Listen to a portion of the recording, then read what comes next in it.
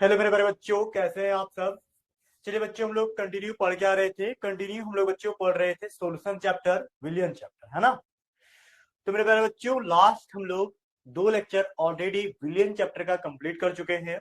अगर आप वो दो लेक्चर हमारे नहीं देखे हैं तो प्लीज बैक जाओ और ये दोनों लेक्चर को आप लोग देख लो, ठीक है।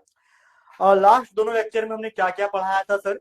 तो हमने कुछ कुछ टॉपिक डिस्कस किया हुआ है जो काफी इंपॉर्टेंट है। अभी जो करेंट टॉपिक हमारा चलने वाला है वो है विलियनों की सांद्रता को व्यक्त करना, ठीक है। लेकिन लास्ट दो क्लास को अगर हम थोड़ा सा रिकैप करवाएं, जैसा कि मैं हर क्लास में रिकैप कराता हूं, ठीक है। देखो, तो लास्ट दो क्लास में हमने आपको बताया था कि विलियन क्या होता है। दूसरा, विलियनों के प्रकार के बारे में, ठीक है, जिसमें द्विआंगी, है ना, त्रिआंगी, चतुरांगी विलियन के विषय में बताया था। फिर हमने आपको उसके बाद आपको हमने बताया था क्या, सांद्रता के आधार पे, ठीक है, सांद्रता के आधार पे हमने आपको मोललता,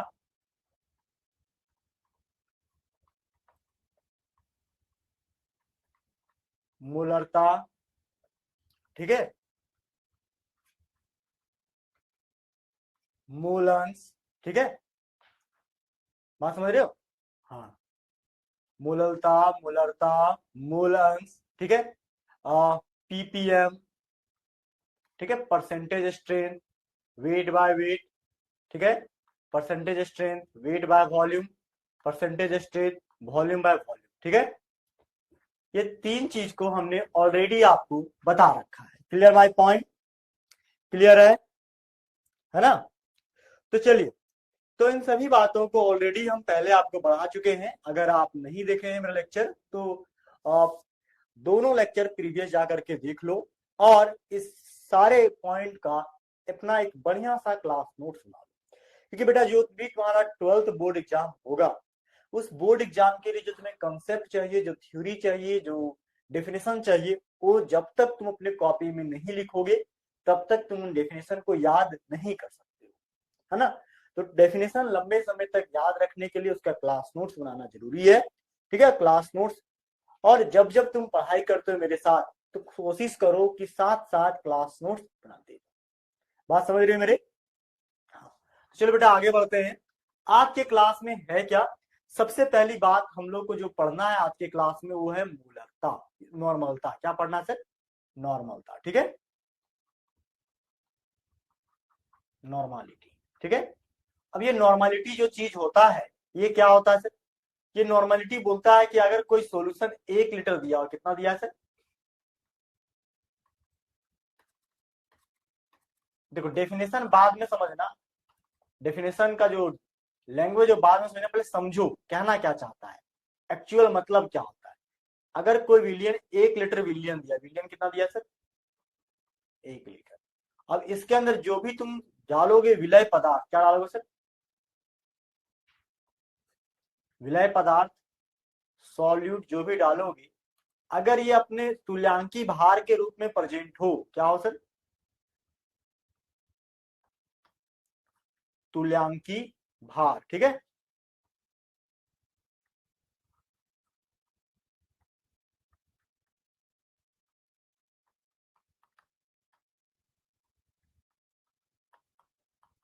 ठीक है, या फिर इक्विवेलेंट वेट, इक्वी, ठीक है,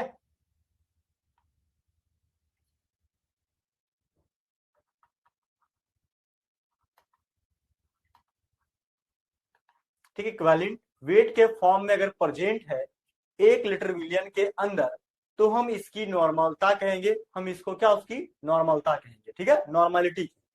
बात समझ रहे हैं मेरी, क्लियर है।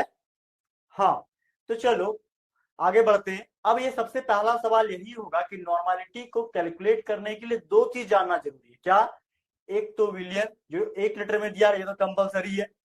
दूसरा क्या है सर, मेन चीज है तुल्यांकी भार को समझना, इक्वालेंट मास को समझना या इक्वालेंट वेट को समझना।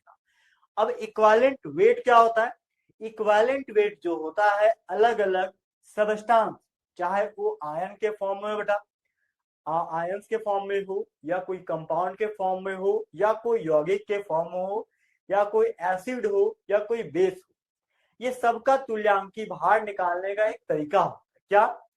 उसके एटॉमिक मास या मॉलिक्यूलर मास। क्या होता है सर तुल्यांकी भार बराबर? देखो लिख देते हैं, ठीक है। तुल्यांकी भार बराबर होता है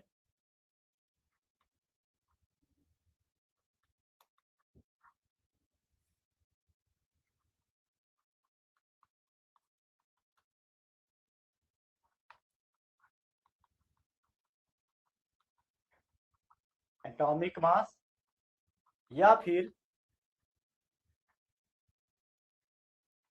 मॉलिक्यूलर मास, ठीक है, बटे क्या वैलेंसी फैक्टर होता है, ठीक है। वैलेंसी फैक्टर को हम एक्स से रिप्रेजेंट करते हैं, ठीक है।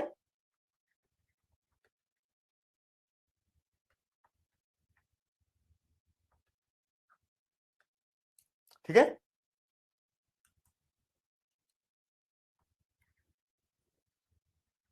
क्लियर है?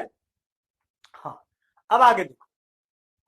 तो अब यहाँ जो तुल्यांकी भार है इसको हमने डिफाइन कर रखा है कैसे? देखो हमने लिखा है तुल्यांकी भार को अंग्रेजी में इक्विवेलेंट वेट कहते हैं, और हमने जो बात अभी हमने बताया बेटा वही बात को मैंने एज इट इज यहाँ लिख रखा है, ठीक है। देखो क्या लिखा था हमने कि तुल्यांकी भार आणविक या परमाणु द्रव्यमान को उनके परमाणु या अणु या आयनों के संयोजकता कारक की संख्या से विभाजित करने के बराबर होता है। तुल्यांकी भार किसके बराबर होता है सर? आणविक या परमाणु द्रव्यमान। या तो अणु है तो आणविक द्रव्यमान लेंगे, या कोई परमाणु है तो उसका परमाणु द्रव्यमान, ठीक है। और उसको हम भागा देंगे उसके संयोजकता कारक x से। किससे देंगे भाग सर? संयोजकता कारक x से भाग देंगे, तो जो निकल के बेटा आएगा यहाँ पे वही बनेगा हमारा क्या?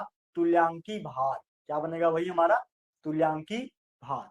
तो तुल्यांकी भार बराबर होगा आणविक या परमाणु द्रव्यमान बटे संयोजकता कारक x। Clear my point?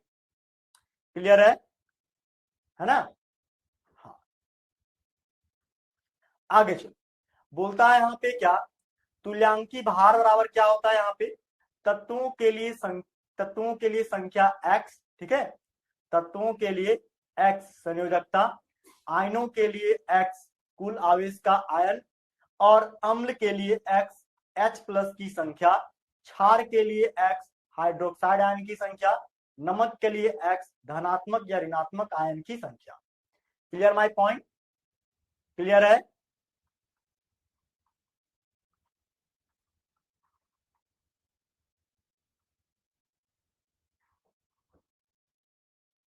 Clear है?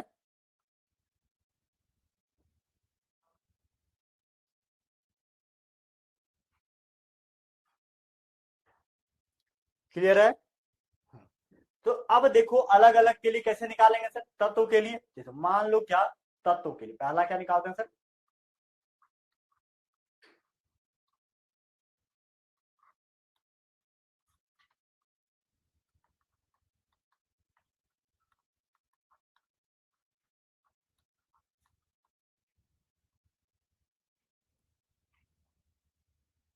ठीक है, देखो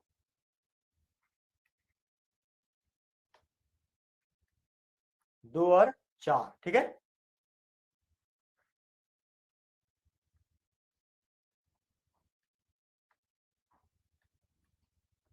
ठीक है, क्लियर है?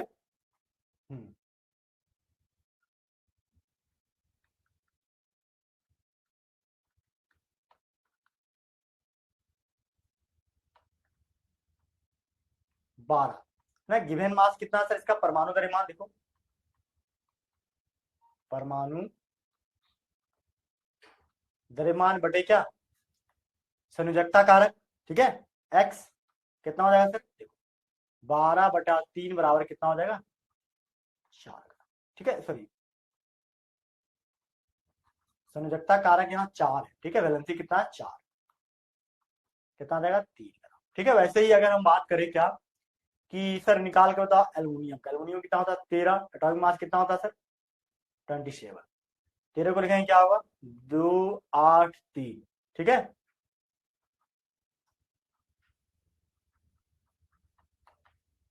तुल्यांकी भार क्या होगा सर? परमाणु की संख्या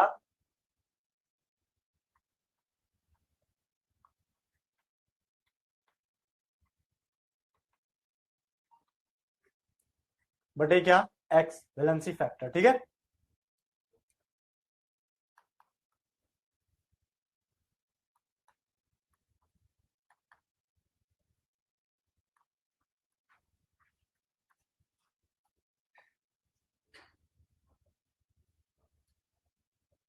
ठीक है।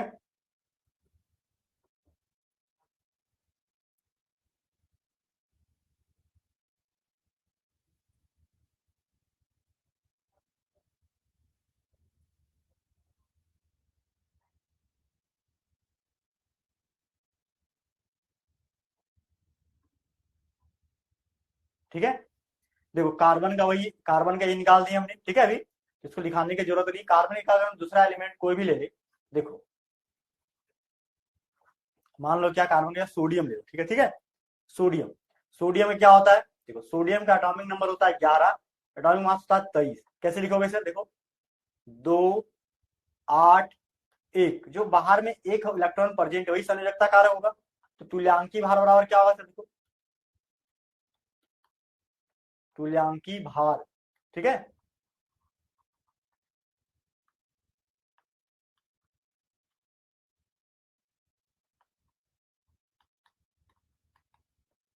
आणविक या परमाणु द्रव्यमान क्या होगा सर? यहाँ पे देखो इसका होता है 23, भागा कितना? 1, बचा कितना?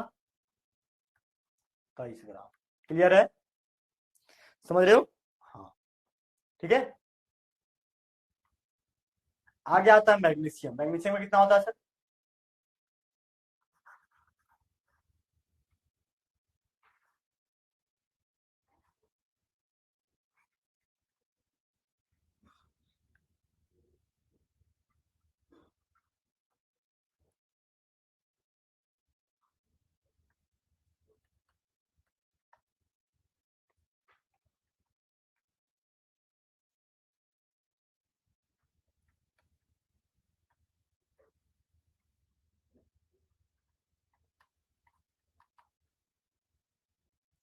आणविक या परमाणु द्रव्यमान कितना होता है? 24, भागा कितना?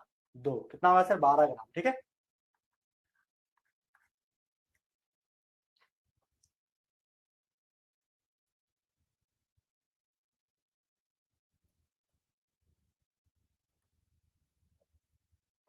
बात समझ रहे हैं? ऐसा ही अभी तत्व के लिए कर रहे थे। अगर कहीं मान लो तत्व की जगह पे क्या कोई एसिड आ जाए, ठीक है, अम्ल के लिए आ जाए, अम्ल के लिए, अम्ल के लिए क्या होता है सर? अम्ल के लिए होता है तुल्यांकी भार x बराबर क्या? H प्लस आयन की संख्या।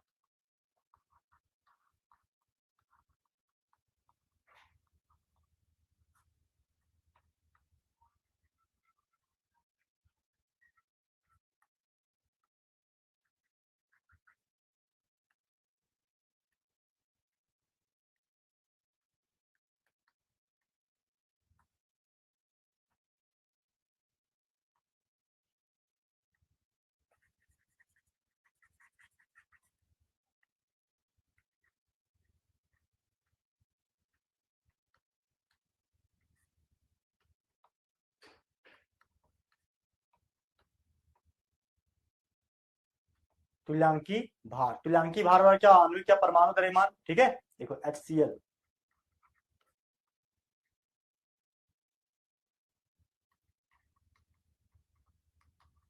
ठीक है, number of H plus ion कितना होगा? एटॉमिक मास कितना हो जाएगा? 36.5 भागा 1, कितना आएगा? 36.5 ग्राम। ठीक है, वहीं दूसरा देखो H2SO4, ठीक है,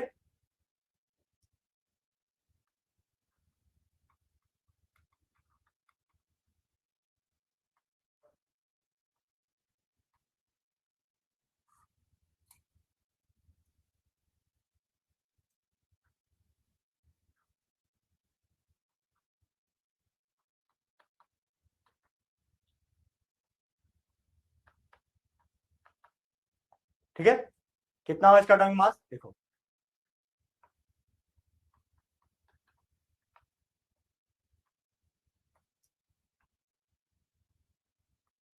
32 गुने 1,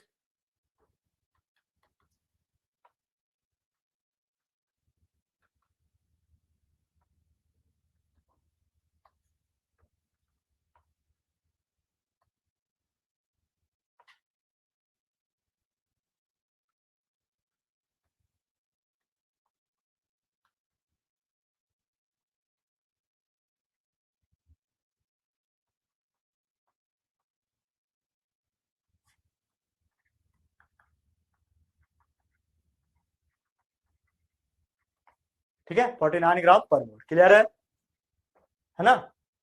ये एसिड के लिए, अगर ये बेस के लिए होता तो सर क्षार के लिए देखो, तीसरा क्षार के लिए, क्षार के लिए क्या होता है देखो, क्षार के लिए हम लोग गिनते हैं एक्स बराबर क्या, ओ एच आयन की संख्या। ठीक है, जैसे अगर दे दे क्या, कैल्शियम हाइड्रोक्साइड, यहां पे बताओ इक्विवेलेंट वेट क्या होता है सर, तुल्यांकी भार।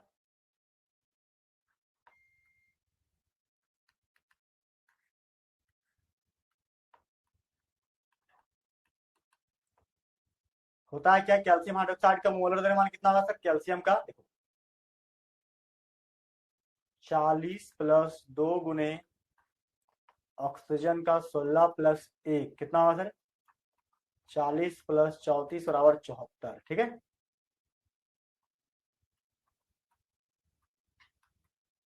भागा कितना देगा 2, कितना होगा सर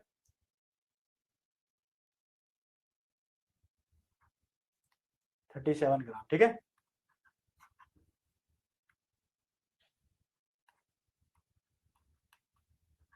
ठीक है 37 ग्राम। ठीक है, समझ रहे हैं? दूसरा क्या है सर,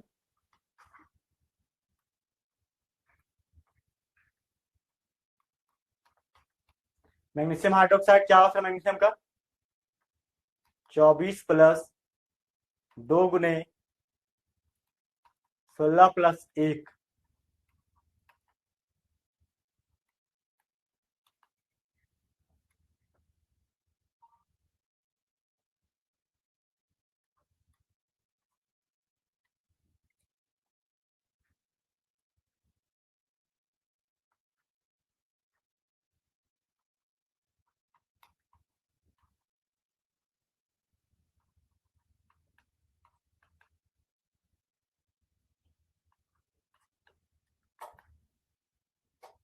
अंठावन को 2 से भागा तो क्या हो सर,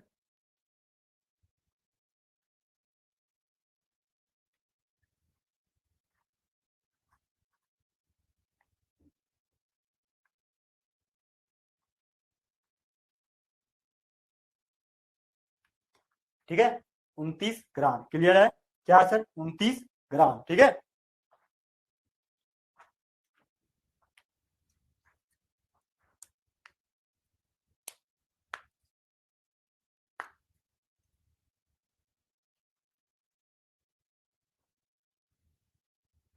क्लियर है? चलो, ये बेस का हुआ, अगर सॉल्ट रहता तो देखो,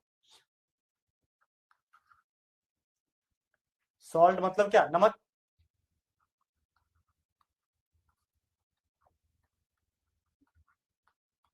एक्स बराबर क्या हुआ है सर, नम पॉजिटिव आयन या फिर नेगेटिव आयन की संख्या। ठीक है, कि दोनों बराबर होता है, संख्या समझ रहे हैं? हाँ, एग्जाम्पल,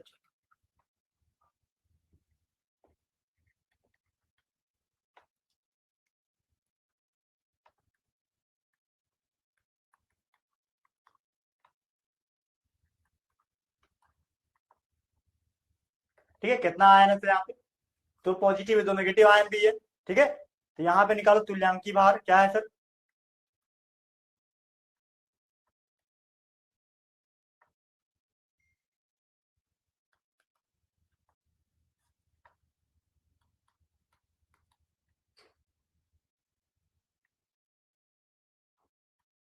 ठीक है, मैग्नीशियम का क्या है, मैग्नीशियम का 12, 12 दूना कितना होता है 24,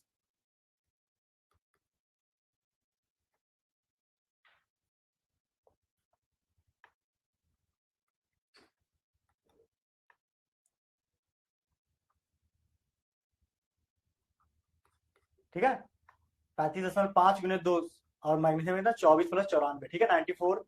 94 को 2 से भागा दें कितना जाएगा सर 45 to 47, ठीक है।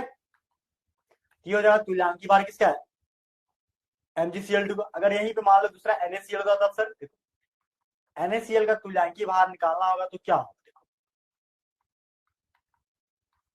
तुल्यांकी भार सोडियम का 23, इसका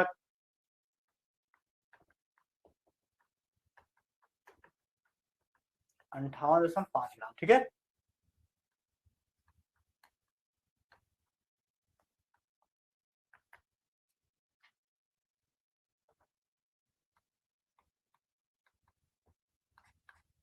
क्लियर है।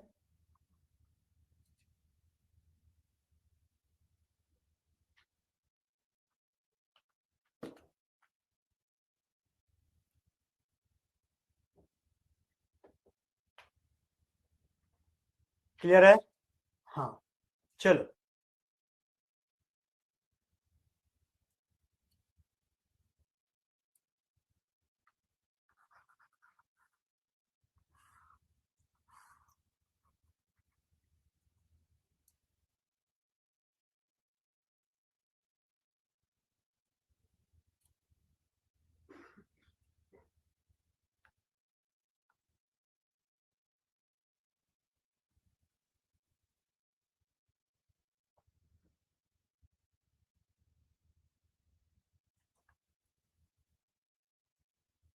ठीक है, 1 लीटर घोल में मौजूद विलय के ग्राम समतुल्य की संख्या को हम नॉर्मलता कहते हैं।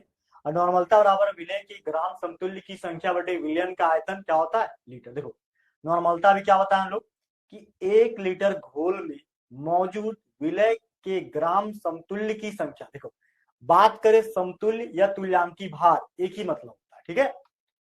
ग्राम समतुल्य के या तुल्यांकी भार, देखो ग्राम समतुल्य लिखें या फिर हम तुल्यांकी भार लिखें, ठीक है।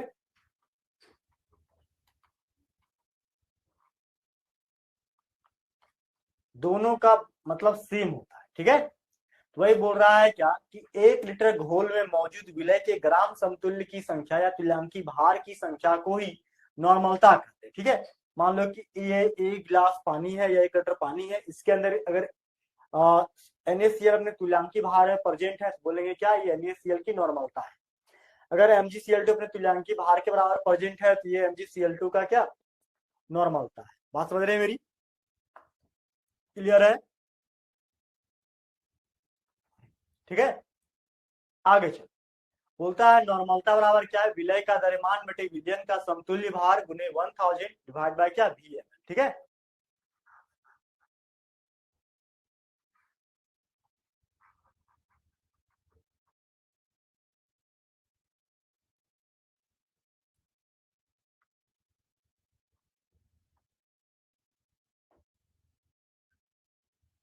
ठीक है, विलय का द्रव्यमान देखो इसका फॉर्मूला बनाएंगे n बराबर क्या होता है देखो विलय का द्रव्यमान WB तुल्यांकी भार तो विलय का समतुल्य भार, ठीक है।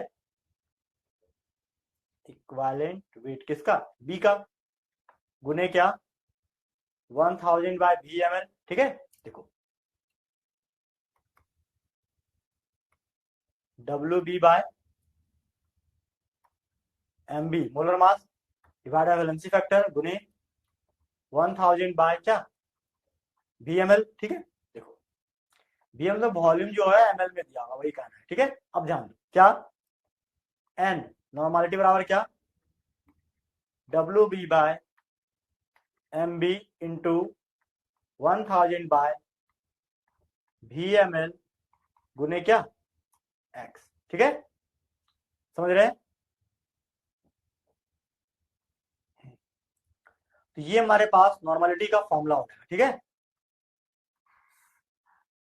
क्लियर है।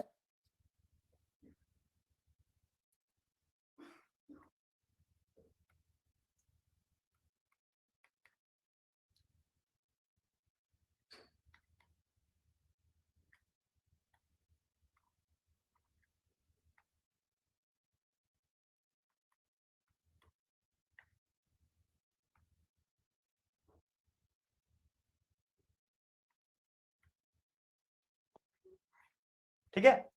तो नॉर्मालिटी इक्वल टू क्या होता है, मोलारिटी इंटू एक्स, ठीक है, बात समझ रहे हैं?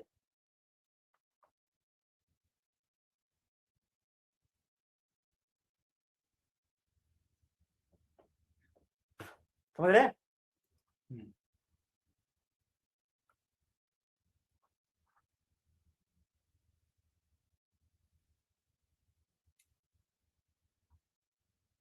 बोलता नॉर्मलता को निरूपित किया जाता है किससे, एन से, है ना। बोलता तथा इसकी इकाई को भी एन अथवा इक्विवेलेंट पर लीटर से दर्शाया जाता है, किसको, नॉर्मलिटी के। तो सबसे पहली बात ये फॉर्मूला याद रखना, फॉर्मूला क्या हुआ, N equal to W B by M B into 1000 by V M L into X, X क्या वैलेंसी फैक्टर, या फिर नॉर्मलता की जगह पे एक और फॉर्मूला तुम ये लिखना, क्या देखो, नॉर्मालिटी बराबर क्या, मोलारिटी गुने वैलेंसी फैक्टर, ठीक है, समझ रहे हो। ये एक फॉर्मूला तुम यहाँ पे लिख सकते हो, ठीक है।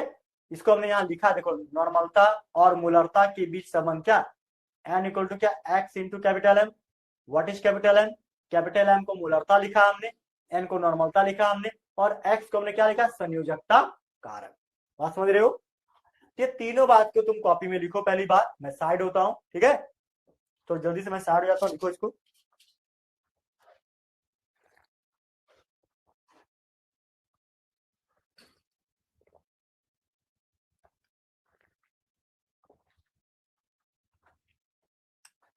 क्लियर है, ठीक है। अब आगे देखो, आगे क्या दिया, आगे एक क्वेश्चन दिया हुआ है, क्वेश्चन है नॉर्मलता पे के ऊपर ही है। चलो पहले मैं इसको क्वेश्चन को लिखता हूँ, फिर इसको सॉल्व करता हूँ, ठीक है। देखो क्या कहता है,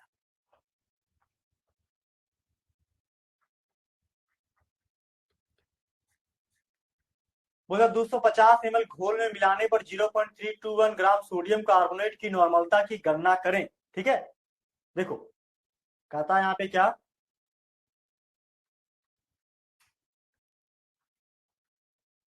सोडियम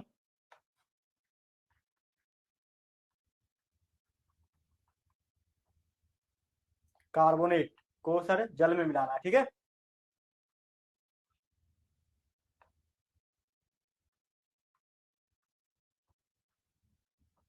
एक विलियन तैयार हो रहा है, ठीक है। देखो सोडियम कार्बोनेट का जो यहाँ पे दिया हुआ वेट डब्ल्यू बी कितना दिया था, 0.321 ग्राम, जल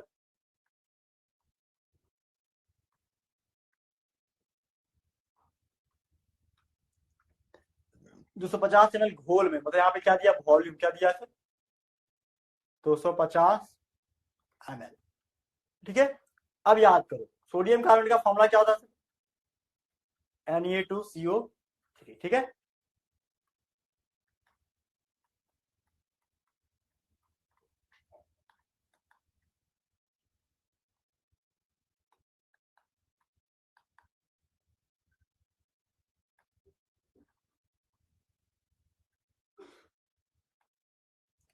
23 दूना 46, ठीक है।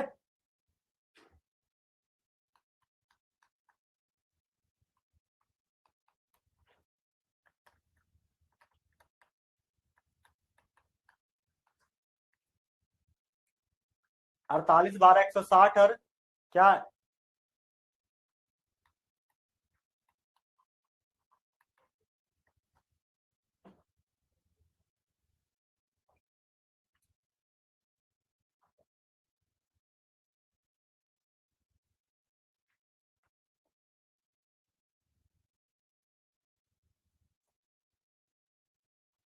अब देखो नॉर्मलता, ठीक है, पूछा क्वेश्चन में क्या है, पूछा है नॉर्मलता, है ना। देखो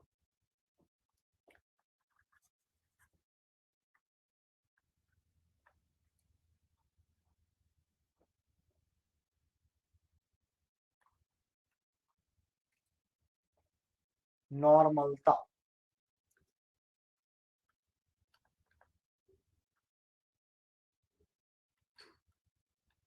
W B by M B into 1000 by V M L, ठीक है, इंटू क्या, x, ठीक है।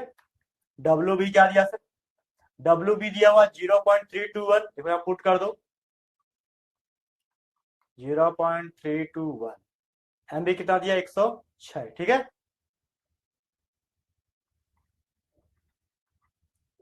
1000 बाय क्या दिया है 200 ml, ठीक है। x बराबर क्या है सर, सोडियम कार्बन को तोड़ो, देखो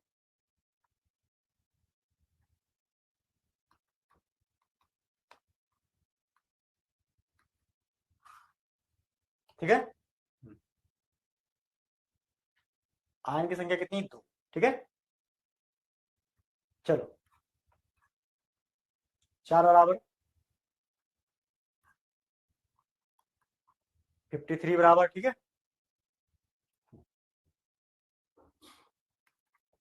फिर मल्टीप्लाई करो, 4 एक 4, 4 दूना 8, 4 तिया 12, ठीक है। 1.284 डिवाइड बाय क्या 53, ठीक है। चलो इसको भागा दे देंगे, कितना आएगा सर 1.283 को भागा देंगे किससे 53 से, ठीक है। देखो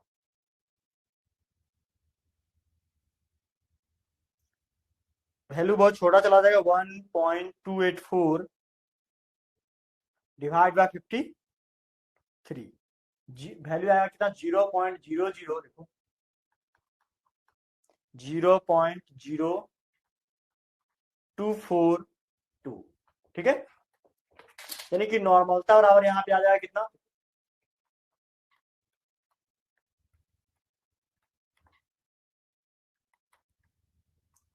0.0242 स्मॉल है, ठीक है। Clear my point.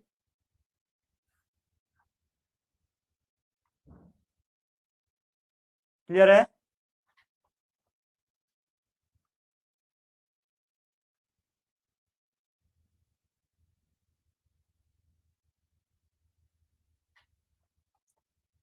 चलिए नॉर्मलता यहाँ पे समाप्त होता है। नॉर्मलता के बाद अगर हम बात करते हैं क्या,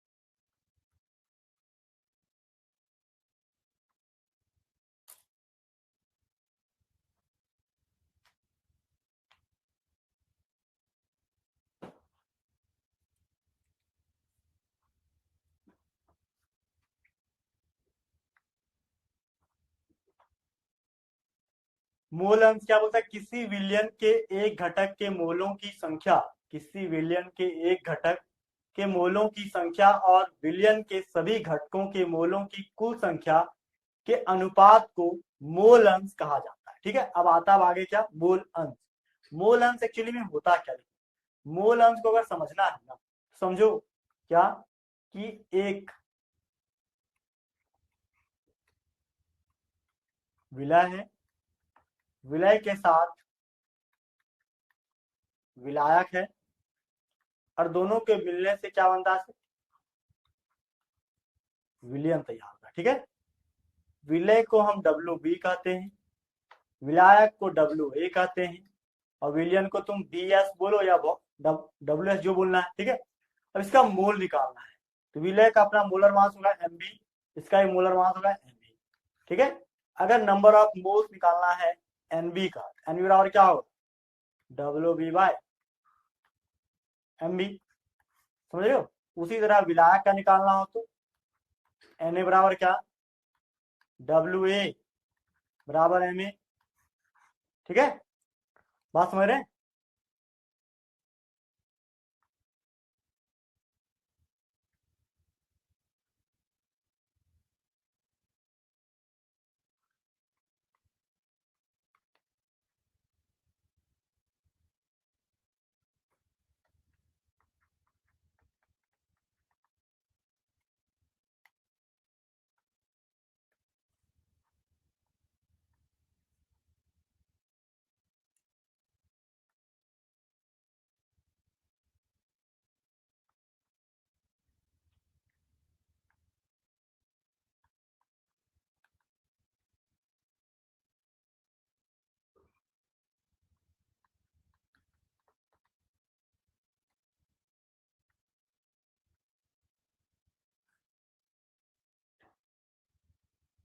ठीक है।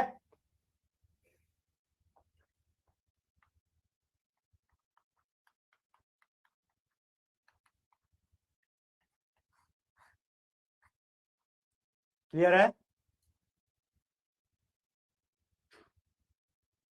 ना। एनबी, एनए, एक्स ए, एक्स बी, ठीक है, सब कुछ क्लियर है। चलो अब आगे बढ़ते हैं, ठीक है।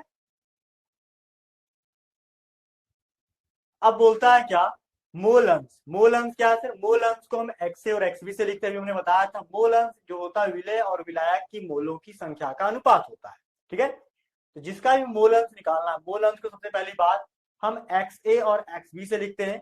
अगर मान लो क्या कि विलायक का मोल अंश निकालना है, विलायक की मोलों की संख्या बटे टोटल मोलों की संख्या, तो उसी तरह हमने यहाँ लिख रखा है क्या कि किसी विलयन के एक घटक की मोलों की संख्या, एक घटक मतलब या तो विलय का या तो विलायक का, ठीक है।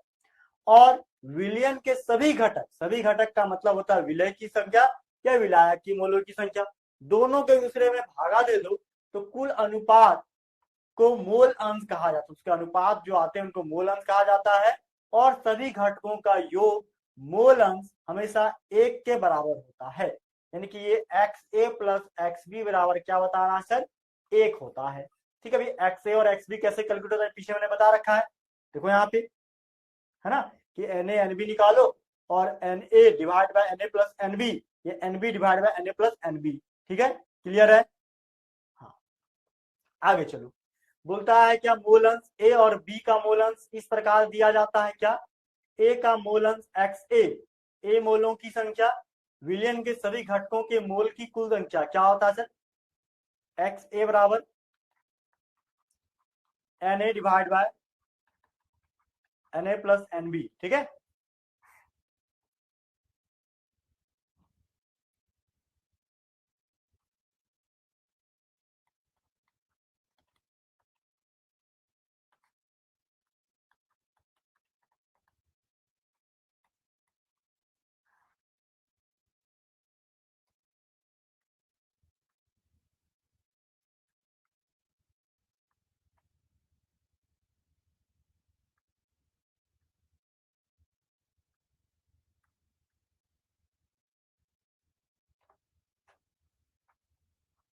ठीक है, क्लियर है।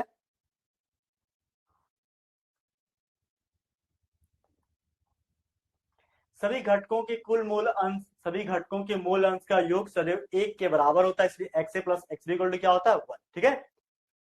X A plus X B बराबर क्या होता है sir, N A divide by N A plus N B, ठीक है, N B divide by N A plus N B, ठीक है।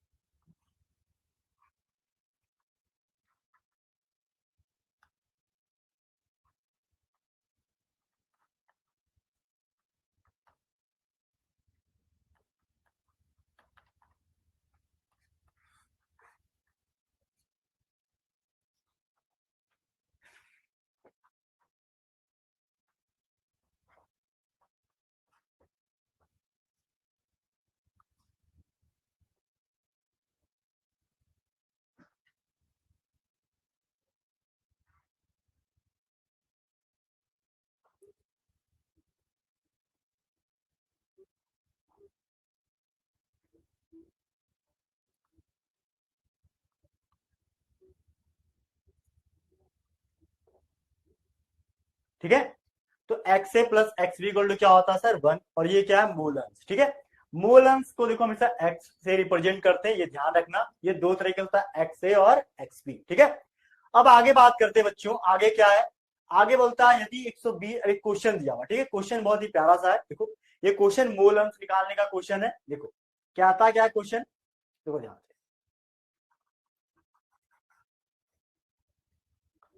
बोलता है क्या, सबसे पहले यहाँ आंसर लिखो, देखो बोलता है 120 ग्राम जलीय घोल में, 120 ग्राम जलीय घोल में एक्वा सॉल्यूशन में 30 ग्राम यूरिया मौजूद है, तो विलियन का मोल अंश ज्ञात कीजिए, ठीक है। यूरिया प्लस जल,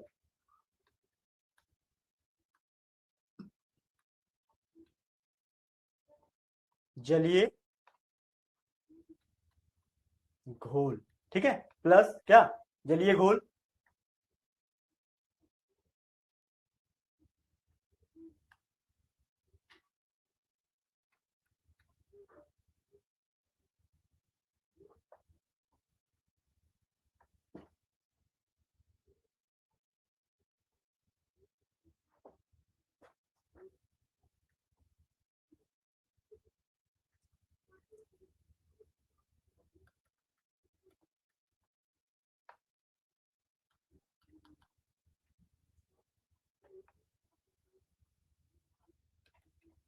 एक सौ बीस ग्राम, 120 में 30 क्या होगा, 90 ग्राम, ठीक है।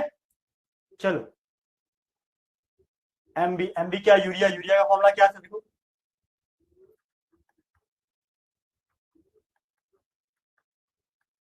देखो NH2 नाइट्रोजन के साथ 14 इंटू 2, 4 गुने 1 प्लस कार्बन का क्या 12 गुने 1, ऑक्सीजन का कितना 16 गुने 1, जो है कितना आएगा 60 ग्राम पर मोल आ जाएगा, पुट कर दें आप कितना 60 ग्राम पर मोल, ठीक है। यहाँ वाटर है, वाटर का फॉर्मूला क्या होता है H2O, ठीक है।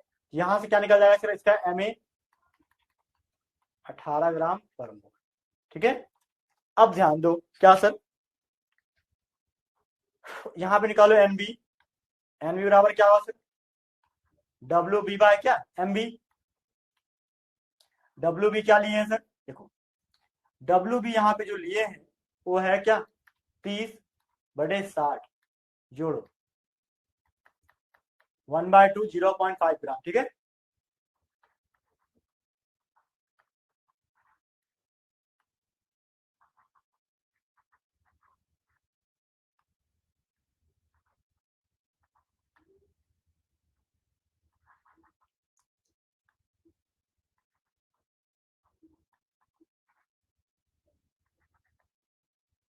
मोल है सर, ग्राम नहीं, मोल, ठीक है, 0.5 मोल, ठीक है।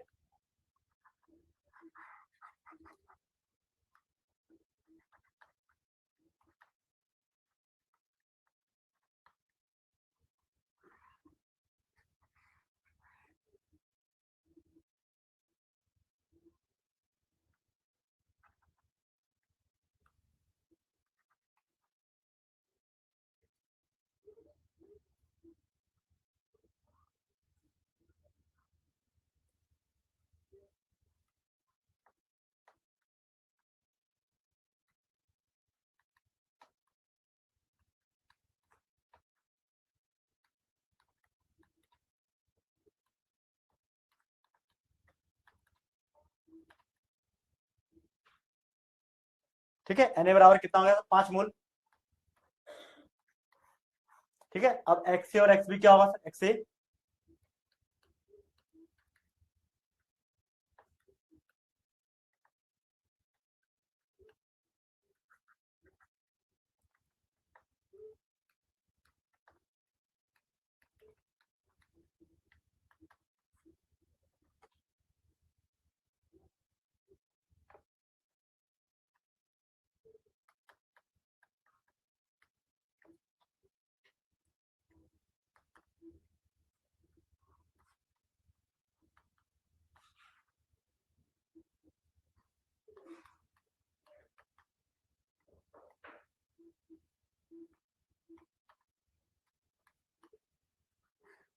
0.901 के आसपास आएगा, 5 को 5.5 से भागा देंगे तो, ठीक है, समझ रहे हैं।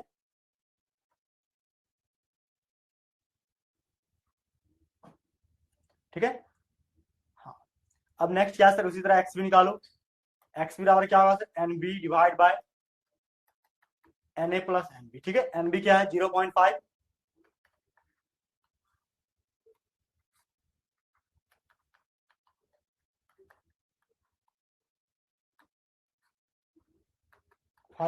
ठीक है।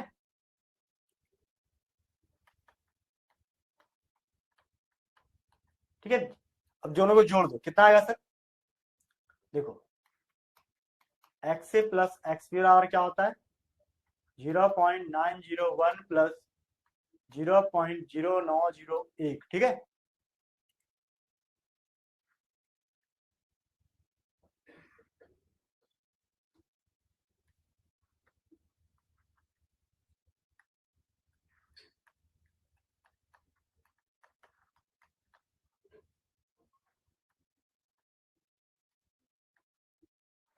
एक, ठीक है।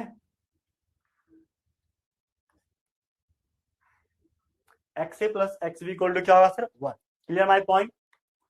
क्लियर है ना? चल,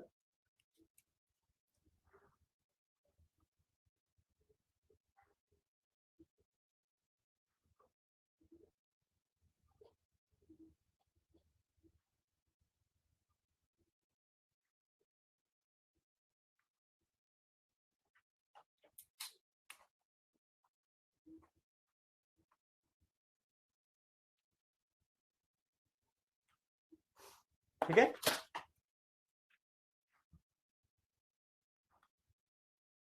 बोलते हैं विलयन की सांद्रता को व्यक्त करने के लिए मूलरता की अपेक्षा मूलरता को प्राथमिकता क्यों दी जाती है? ठीक है। विलयन की सांद्रता को व्यक्त करने के लिए मूलरता की अपेक्षा मूलरता को प्राथमिकता क्यों दी जाती है? ठीक है।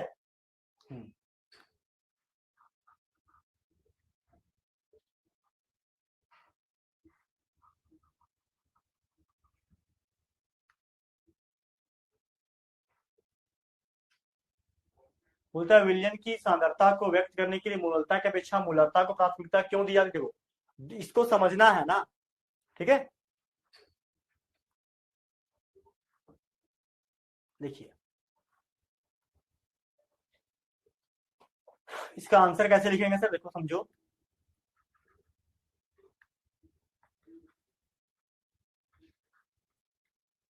तो पहले मूलरता का डेफिनेशन लिखो, ठीक है। मूलरता का फॉर्मूला क्या होता है सर? WB/MB इंटू 1000 बाय क्या? BS, वॉल्यूम ऑफ सॉल्यूशन, ठीक है। ये मूलरता। दूसरा क्या है? मूलरता।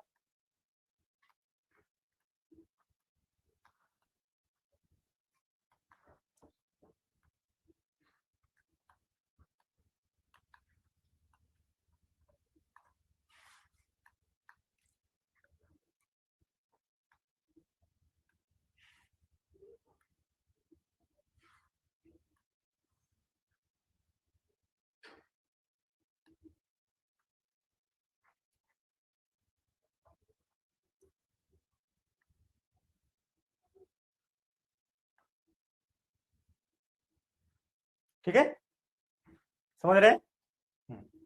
तो बोलता है कि विलयन की सांद्रता को व्यक्त करने के लिए मूलरता की अपेक्षा मूलरता की प्राथमिकता क्यों दी जाती है? देखो, यहाँ पे क्या है कि मूलरता में आता है वॉल्यूम, क्या आता है सर? आयतन, ठीक है। और आयतन को जो टेम्परेचर है, तापमान है, प्रभावित करता है, ठीक है। देखो, विलयन की सांद्रता को व्यक्त करने के लिए मूलरता की अपेक्षा मूलरता को प्राथमिकता इसलिए दी जाती है क्योंकि मूलरता के अंदर आयतन आता है और आयतन तापमान की वजह से क्या प्रभावित होता है, ठीक है। देखो, विलयन की सांद्रता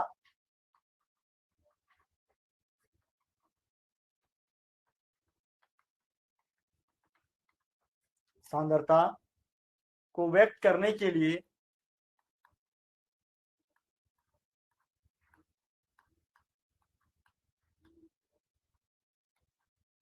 व्यक्त करने के लिए मूलरता की अपेक्षा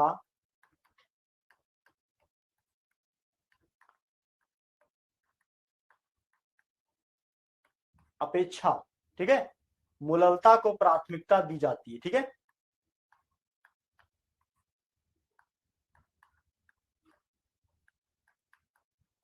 प्राथमिकता दी जाती है, ठीक है।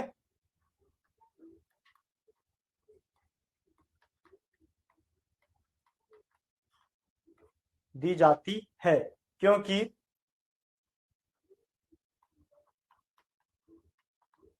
मूलरता में आयतन होता है जो तापमान से प्रभावित हो जाता है। ठीक है, ठीक है, तापमान से क्या, इसका वॉल्यूम आयतन जो प्रभावित है, इसलिए क्या मोलरता को ज्यादा प्राथमिकता दिया जाता है, क्योंकि उसका जो है उसका वैल्यू कभी बदलता नहीं है। ठीक है, आगे देखो, तो तापमान का मोलरता पे क्या प्रभाव पड़ता है, देखो बिल्कुल अभी वही बात बता रहे थे पीछे, क्या तापमान के बढ़ने से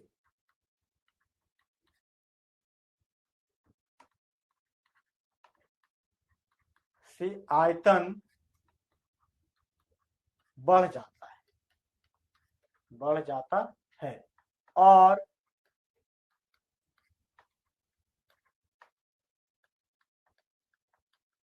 इससे मोलरता घट जाती है। ठीक है,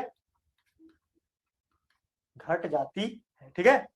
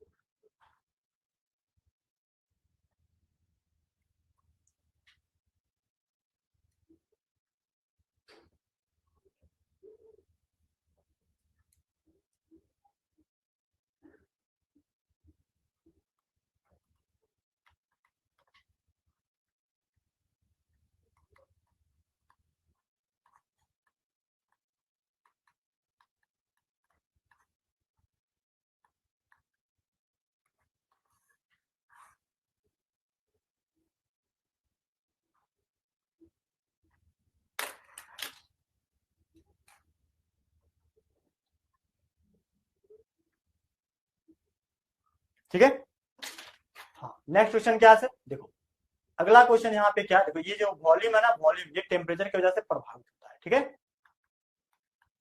ये बढ़ेगा तो ये क्या होगा, घटना स्टार्ट हो जाता है। नेक्स्ट देखो, बोलता है वायुमंडलीय प्रदूषण को आमतौर पर किस इकाई में मापा जाता है, वायुमंडलीय प्रदूषण को हमेशा पीपीएम में, पार्ट्स पर मिलियन में क्या किया जाता है, मापा जाता है। ठीक है, चलो इसको टिक कर दो क्वेश्चन को।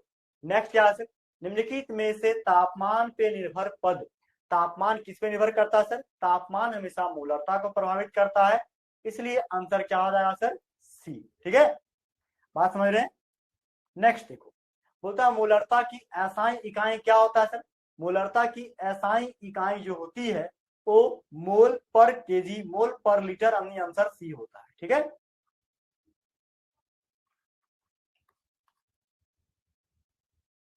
नेक्स्ट क्या है, मोलरता की एसआई इकाई क्या होती है सर, मोलरता का एसआई इकाई होता है मोल पर केजी, क्या होता है, मोल पर केजी। ठीक है,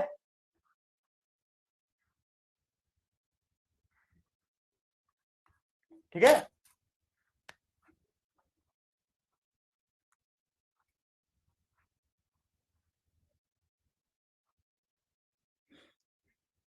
समझ रहे हैं। हाँ, तो चलिए बच्चों, आज का क्लास यहीं पे समाप्त होता है। ठीक है, आज की क्लास में इतने सारे टॉपिक थे, लेकिन एक बार रिकैप कर लेते हैं सारे टॉपिक को हमने जो जो अभी पढ़ाया आपको। देखो देखो रिकैप करने से होता क्या है, सारा मेमोरी एक जगह जमा होता है कि पूरे क्लास में क्या क्या पढ़ा। देखो सबसे पहले आपको हमने बताया था क्या कि नॉर्मलता क्या था, नॉर्मलता को समझने के लिए हमने आपको तुल्यांकी भार समझाया, और तुल्यांकी भार अलग अलग केस में अलग अलग होता है, तत्व के लिए अलग, आयन के लिए, अम्ल के लिए, क्षार के लिए, नमक के लिए। ठीक है, ये जितना भी पॉइंट बताया सबको अच्छे से लिख लेना। ठीक है, वीडियो को पॉज कर करके। नेक्स्ट क्या है, तुल्यांकी भार के बाद हमने बताया कि नॉर्मलता कैसे निकालते हैं, नॉर्मलता का फॉर्मूला क्या होता है, नॉर्मलता और मोलरता के बीच रिलेशन कैसे निकालते हैं, इसका यूनिट क्या होता है। ठीक है, बात समझ रहे हैं, हाँ क्लियर है।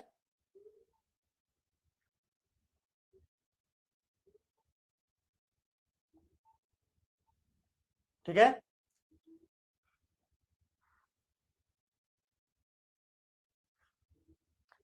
अगर ये ऑब्जेक्टिव क्वेश्चन था, इस सारे क्वेश्चन को लिख लीजिए। ठीक है, हाँ, जितना भी अभी पढ़ा है बेटा सारा का सारा बढ़िया से नोट्स बनाओ, इसको अपने कॉपी में नोट डाउन करो, ठीक है, और अच्छे से कंटिन्यू पढ़ाई करते रहो। अगर आप नए हैं तो हमारे चैनल को सब्सक्राइब करना मत भूलना, सब्सक्राइब कर लो चैनल को। इससे क्या होगा बेटा, तुम्हें जो नोटिफिकेशन है वो टाइम पे पहुंच मिलेगा, और इसके अपने दोस्तों के साथ साझा कर दो, शेयर कर दो, ताकि उन्हें भी तुम्हारे साथ साथ उन्हें भी मदद मिल सके, ठीक है।